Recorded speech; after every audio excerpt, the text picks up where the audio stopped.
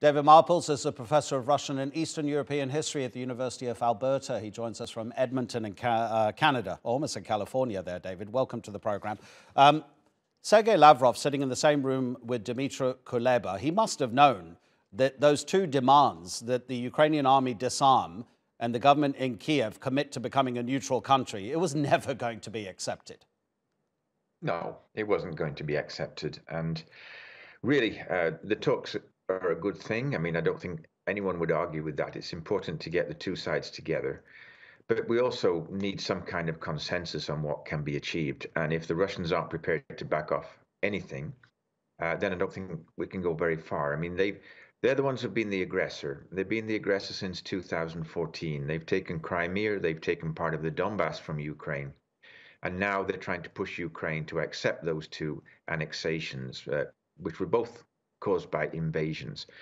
So now it's a much more serious invasion. And once again, they're making the same kind of demand. So it's all one way.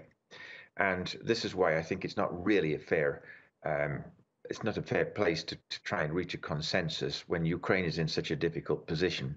And that was the same problem with the Minsk Accords that ended the conflict temporarily in the Donbass, was that the Ukrainian position was one of weakness and that the Accords came about after Ukrainian defeats. So I think it's very good to have a mediator there like Turkey.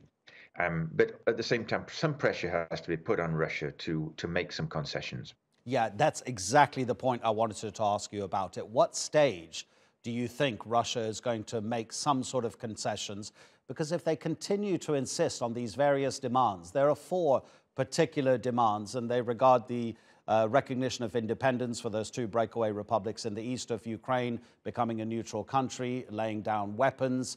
Also a recognition, that final fourth one is a recognition of Crimea as Russian territory.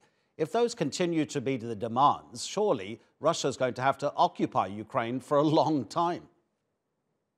Yeah, occupation is the only answer because Ukraine would never agree to those demands.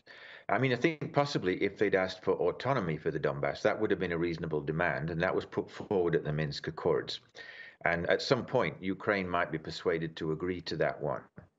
But to give up Crimea completely when it was recognized as part of Ukraine by Russia in a treaty of 1997 and in a couple of earlier treaties as well, I think this is a fairly outrageous thing.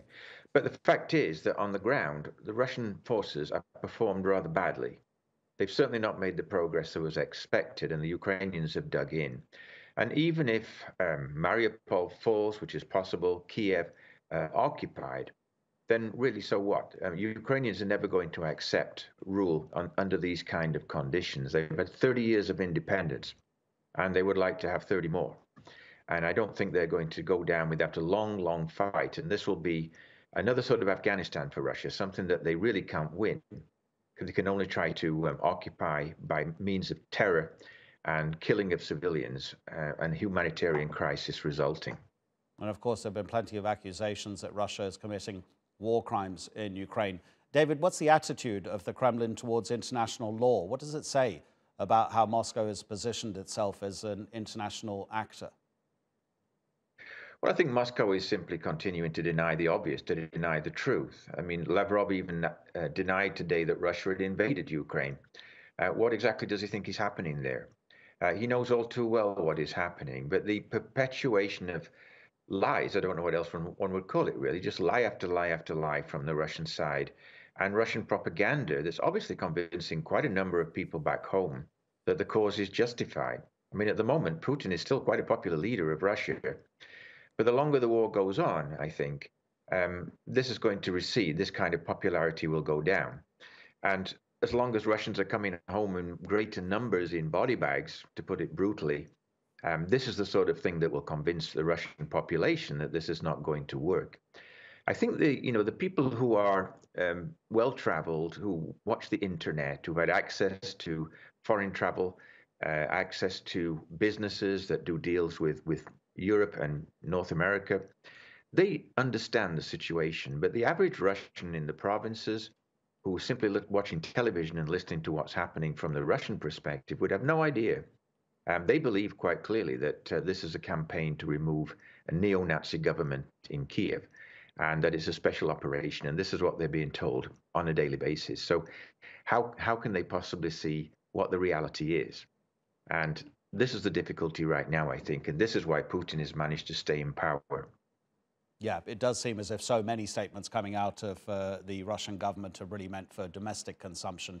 David, thank you so much indeed for the analysis. Really appreciate it. David Marples in Edmonton. I was